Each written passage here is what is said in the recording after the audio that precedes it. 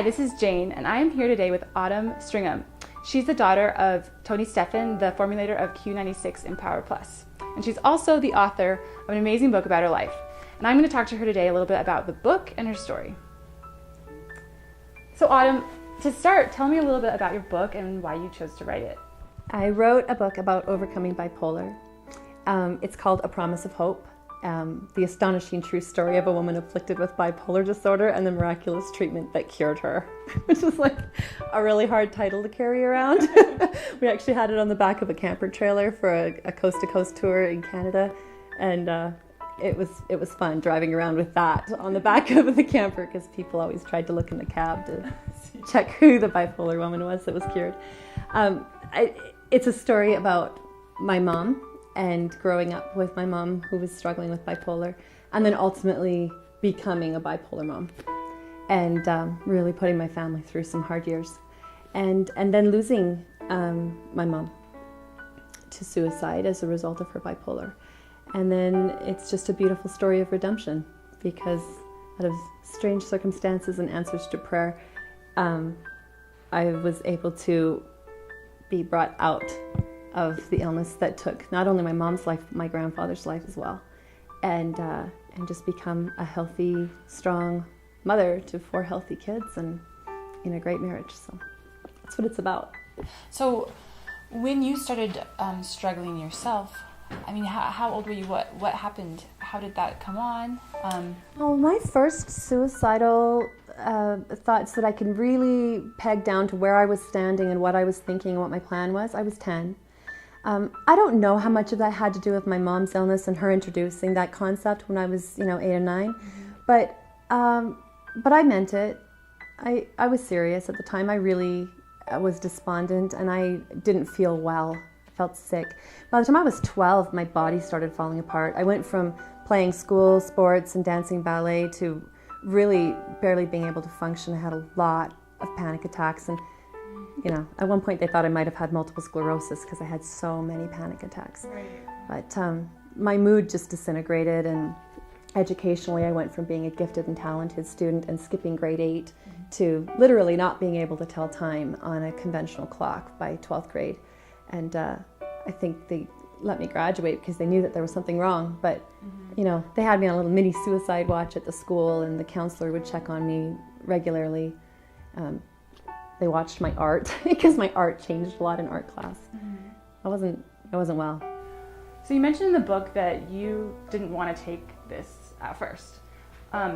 What happened that you ended up taking it, that your father convinced you to do it? He introduced it to me as something that his pig feed formulator friend told him about. It just didn't seem like a really smart idea.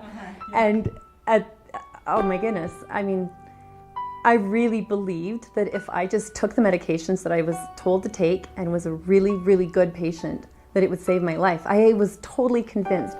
My doctor kept on saying, I was seeing an amazing specialist, schizophrenia, bipolar specialist, and he knew his stuff. He just kept saying, just give me a couple of years and we'll find something for you. But after my last suicide hospitalization, and I'm sitting in the corner listening to my husband talking to him about me in front of me and realizing, man, there's a part of you that goes, this isn't working. My husband had to provide 24-hour adult supervision for me. I wasn't allowed to be alone with my own son. And he was 3 at the time, and it was just not looking good. And my dad got custody of me for a couple of weeks during a time when my husband was supposed to be working midnight shift. And he hired a male psych nurse friend of his to come and hang out at the house. And they waited until I went digging around for sharp objects, and I was ranting and doing my thing. I used to kind of flap and smack myself around and stuff. And I guess they figured that gave them, legal standing to do what they were going to do. They got me really sedated, and then they literally forced me to take this wild concoction of micronutrients that I really believed was pig feed. So it totally wasn't, but about the 3rd day in, I realized that I had this regular thing. I had this hole that would open up. It was wider than me, but I would have voices and visions and all sorts of nasty things going on. And I went a whole day without it. And as a rapid cycling bipolar 1 with schizophrenic tendencies, that was noticeable to me. I don't know that anybody else would have said, gee, Autumn's looking sane, but I felt solid for the first time in at least a year and a half. I felt like, oh, you know, there's no hole. And that was a really big deal. And it was at that point I realized I wanted to try this. By the end of the week, I was having showers without help and fully undressed, and that was new.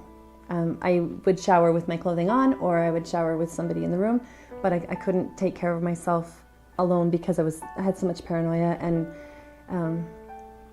just all over the map at that point. So, well, it's amazing to me to be sitting in front of you. I mean, you're this beautiful, articulate, accomplished woman, and thinking about, you know, what your life was like leading up to who you are now. What does it feel like now to have kind of gone through that transformation? It seems like you're almost a different person. I think I went through a period of mourning for a little while, for years lost, and wishing I could have met my mom. I don't think I ever did. And there's a part of me that thinks, you know, someday I'll meet her and I'll get to know who she is, because I feel like I am me now. I feel like I'm Autumn. And you know, for all those years that I was struggling, it was like me trying, but never really living. It's a completely different planet. You know, I've got 3 healthy daughters. My son's now 21, and he's off, you know, serving on a mission in Nicaragua, and just happy and confident and smart. And our whole family's just been healed in ways that I couldn't imagine. And it started with getting the chemistry straight and then just, you know, working through it. Had to renegotiate a lot of relationships and sort things out.